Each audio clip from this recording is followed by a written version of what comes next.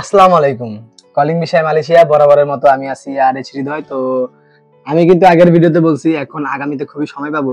ইদানিং কাজের চাপে ছিলাম যার কারণে রেগুলার ভিডিও আপলোড করতে পারি নাই। দেন অনেকেই ভুলে গেছেন। আমি আবার ট্রাই করব আপনাদের মাঝে আবার নতুন করে বা মনে করে দেওয়ার জন্য।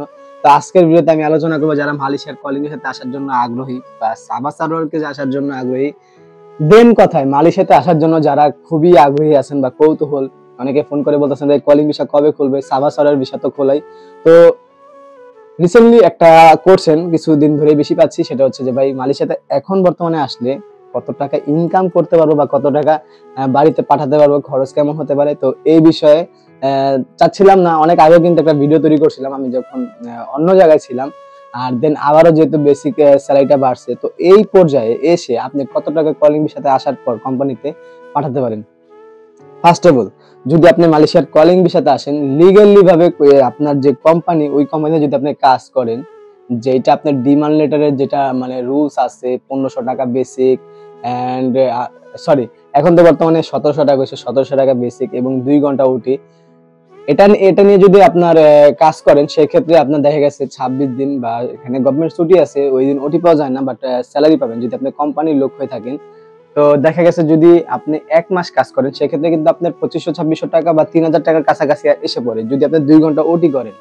অ্যান্ড আসলে আপনার মালয়েশিয়াতে খরচ হতে পারে খাবারের, যেটা আপনার আহ, আমরা যেটা ভাত খাই, ভাত খাবার, এটা যদি আপনি খরচ করেন সেক্ষেত্রে 400 টাকার মতো মেবি লাগতে পারে এবং দেন 100 টাকা পকেট খরচ। তো এই 500 টাকার মধ্যে হচ্ছে আপনার এভরিথিং খরচ। যদি আপনি 2500 টাকা পান, 2000 রিঙ্গিত ক্যালকুলেশন করেন, 29 টাকা করে বর্তমান রেট, কত টাকা বাড়িতে পাঠাতে পারেন।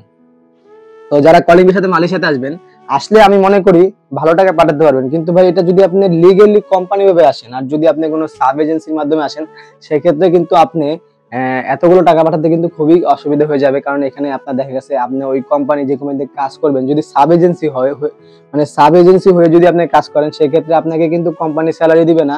আপনার যে রিক্রুটিং এজেন্সি বা যেটা আপনাকে মানে কোম্পানির মতোই ওই এজেন্সি আপনাকে টাকা দিবে। সেই ক্ষেত্রে দেখা গেছে যদি উনি 2000 টাকা পায় আপনাকে 1500 টাকা দিবে, এরকম মালয়েশিয়াতে চলতেছে। দেন আমার কথা যদি আপনার বিশ্বাস না হয়, যারা মালয়েশিয়াতে আছে এরকম ভাবে কাজ করে, সেই ক্ষেত্রে কিন্তু আপনি জানতে পারবেন। আর আরেকটা পর্যায়ে আপনি টাকা বেশি পেতে পারেন, সেটা হচ্ছে যদি আপনি সিন্ডিরি হয়ে থাকেন, যে আপনি পাসপোর্ট নিয়ে নিলেন, এজেন্সির সাথে কন্ট্যাক্ট করে বছর বছর ভিসা লাগালেন, আপনি বাইরে কাজ করলেন। তো এই বিষয়টা আলাদা। আর আমি মনে করব সবচাইতে ভালো হয় কলিং ভিসাতে আসলে, কারণ কলিং ভিসাতে আসলে সুবিধাটা একটু বেশি, মেডিকেল থেকে শুরু করে যাবতীয় মালয়েশিয়ার আইন অনুযায়ী আপনি পাবেন, যেটা আপনি আদারওয়াইজ অন্য কোনো ভিসাতে পাবেন না। সেক্ষেত্রে অপেক্ষা করেন মালয়েশিয়ার কলিং ভিসা যাতে খুব শীঘ্রই খুলবে, খুলে বা দোয়া করতে থাকেন। আর আমরা তো এখান থেকে দোয়া অবশ্যই করি। আপনারা যারা বলেন যারা পুরানো লোক মালয়েশিয়াতে আছে তারা চায় না নতুন করে দেশ থেকে কর্মী আসুক, বা এটা একটা ভুল ধারণা। আপনারা আসেন, আমার দেশের নাম হোক, বাংলাদেশের রেমিটেন্স যাক, এটা সবাই চায়। আমিও বাঙালি, আপনিও বাঙালি, আপনি যে আসবেন। তো সেক্ষেত্রে কেন আমি আপনার খারাপটা যাবো? এটা অবশ্যই আপনার ভুল ধারণা। আর অবশ্যই কমেন্ট করবেন মালয়েশিয়ার কলিং ভিসা বা মালয়েশিয়া সম্পর্কে বা মালয়েশিয়ার সাবা সারোয়ার সম্পর্কে আপনাদের কি জানার ইচ্ছা আছে। বা এই সাবা সারোয়ার বিষয়ে কিন্তু একটা ভিডিও আপলোড করছি অলরেডি, দেন আরো করার ট্রাই করতেছি, যেহেতু মালয়েশিয়ার মালয়েশিয়ার সাবা সারোয়ারটা যেহেতু খোলা। তো বর্তমানে কোনো রিক্রুটিং এজেন্সির নাম বলতেছি না এই কারণে, কারণ সাবা সারোয়ারকে যে প্রসেস ওইখানে কিন্তু কোনো সরকারও কিন্তু কোনো রেকর্ডিং এজেন্সির নাম বা কোনো আরএল নাম্বার উল্লেখ করে নাই, এবং কোন কোন রেকর্ডিং এজেন্সি গুলা মালয়েশিয়া বা বাংলাদেশ থেকে আনতে পারবে ওরকম কোনো উল্লেখ করে নাই। সেক্ষেত্রে যদি আমরা এখান থেকে কোনো নিজের মনে করে কোনো এজেন্সির নাম বলি, সেক্ষেত্রে যদি আপনারা ওইখানে ট্রাই করেন, প্রতারণায় পড়েন, সেক্ষেত্রে কিন্তু আমাদের নিজেদের বদনাম হতে পারে।